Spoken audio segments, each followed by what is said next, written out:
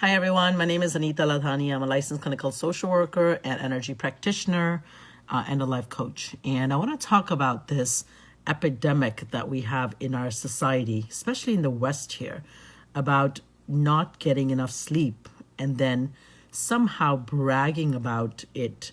So I'm sure you've heard of someone, or maybe you're guilty of it. I know I certainly was for years, about how I would function on 3 to 4 hours of sleep a night, if that. And then it became this sort of, gave me bragging rights about how I only slept for 3 to 4 hours and how I was still functioning. And I hear this, and of course, I now know better because as I've gotten older, my body just simply refuses to function if I don't sleep for 5 to 6 hours.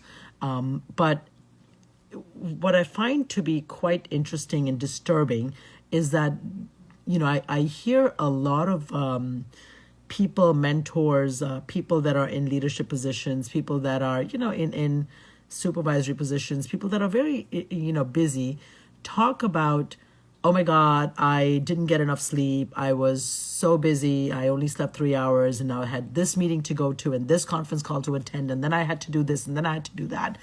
And it's like, in the meantime, the people that are listening to, this person who's in a leadership position or in a power position, they're going, oh my God, wow, that's amazing. Like, you do so much. And I'm sitting there going, really? Where are the boundaries? Where is self-care? Because your body will crash, right?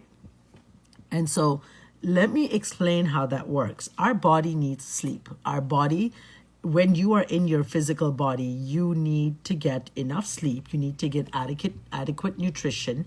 You need to drink enough, fresh water. If you don't do that, if you don't take care of yourself, your body will get sick. I work in a hospital, so I tend to pick up stuff, but I'm constantly sort of, making sure I'm drinking plenty of water, I'm drinking, lemon, I'm eating fresh fruits and vegetables, I'm taking my vitamins, and most importantly, I'm getting enough sleep, because I know that when I don't get enough sleep, I tend to be more prone to getting sick. But I want to tell you a story about a good friend of mine that I did a talk earlier about, life kicking our asses, right? And this is a story about a friend of mine that life really has been kicking her ass for the last few years. Or last, gosh, I can't even tell you. I think it's been more than a few years. Actually, I'll tell you a story about my life. So 14 years ago, 15 years ago, I got a divorce, and was waking up, sort of had my head in a sort of a funk, and was functioning, but was almost sleepwalking through life, right? And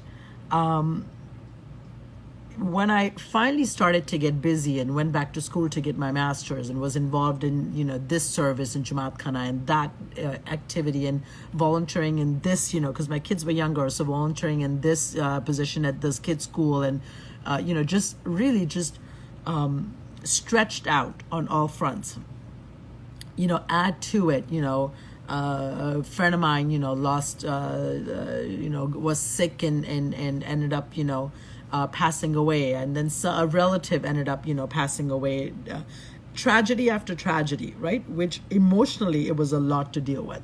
And what ended up happening was I didn't stop and take a break. I didn't, when tragedy happened, when heartache happened, when pain came my way, I didn't allow myself time to grieve. I didn't allow myself that space needed to take care of myself. And so at one point, about 5 years into this, into my post I'm going to do this. I had my master's degree. I'm working full time. I'm volunteering full time. This.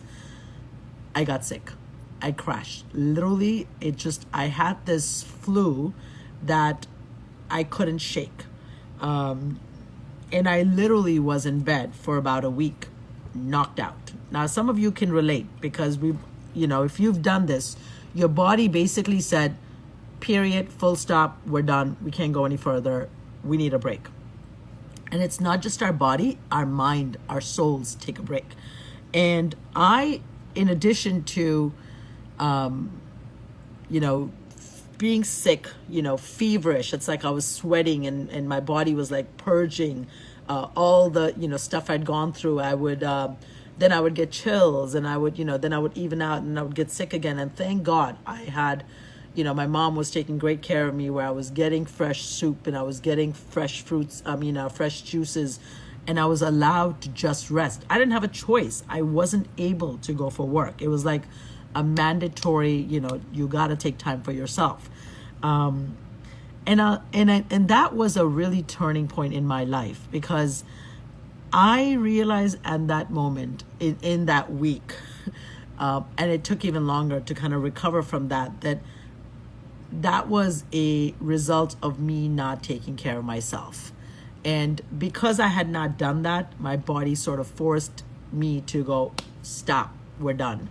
And our bodies will do that. So the point of this is, get enough sleep, get enough rest, take the time to take care of yourself. It's okay. Give yourself permission to do absolutely nothing one day a week. It doesn't have to be the whole day. Some of us can't afford whole days because we have kids and we have responsibilities. But give yourself the 2 hours, 3 hours, 4 hours to unplug, to disconnect, to just veg out. Ideally, give yourself the entire day, right? Give yourself moments during the day where you can just hopefully sit and meditate for 15, 20, 30 minutes, right? Hopefully you can take those 15, 20, 30 minutes and pray. Hopefully you can take that 10 minutes and go for a walk out in nature. Hopefully you can be mindful of the water, you're drinking. Make sure it's fresh. Make sure you're not reaching for the juices, the carbonated drinks, or the juices with sugary, high fructose corn syrup. Make sure you're reaching for, more plant-based diet. You're spending time listening to music that uplifts your soul. You're watching stuff on, TV that, actually makes you feel good. Turn the news off. Disconnect from social media. Take time to invest, read, get lost in a good book. What I do is I tend to read, and I've always done that. I'm a reader. Not all of you are. I recognize that. But if you're a reader, this is easy, right? I have several books that I'm reading 3 books at any given time. And I switch back and forth on most nights. I'll read one book one night, a couple of paragraphs or maybe a couple of pages, and I'll go to another book and I'll switch that way. And I do end up usually finishing all of them at some point, surprisingly. Or I get bored and I feel like I don't need to complete it anymore. But if you're just reading one book, pick a book, and even if it's 5 minutes, even if it's 1 page, time yourself if you're not a reader. Spend that 5 minutes reading a book. Turn that social media. God knows I've been guilty of this, where I will say, okay, I'm just gonna, read a book, and then I'll pick up my phone to set my alarm. And next thing I know, I'm on Facebook for 20 minutes, right? And that takes 20 minutes out of my sleep schedule. So, there's the 7, is it not 7 laws? What is that? The laws of, not the spiritual laws that Deepak Chopra said. I'm thinking about the laws by Stephen Covey. And one of them is, sharpen your saw, right? And there's a great story about how this woodcutter goes into the woods with his brand new saw, and he starts to, cut down trees. And the first day he's able to cut down 10 trees because he's energetic, and he's all enthusiastic, and he's rested, and his saw is brand new, so it works great. And week into it, he's spending the same amount of energy, if not more, same amount of time, and he's able to cut down maybe 2 or 3 trees. And so a friend comes by and says, why don't you take a break and go sharpen your saw, because your saw is obviously dull. And the woodcutter goes, no, I can't afford to take any breaks. I need to work on this now. I need to keep going.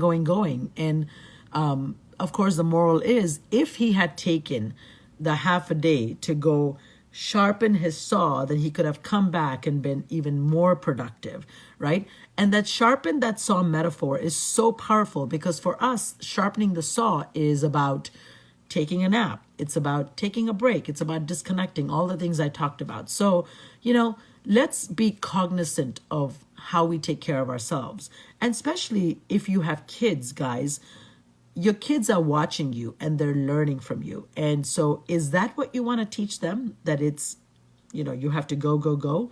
Or do you want them to learn that they're important and it's okay to take a break and take care of yourself, and it's okay to put yourself first and nourish yourself?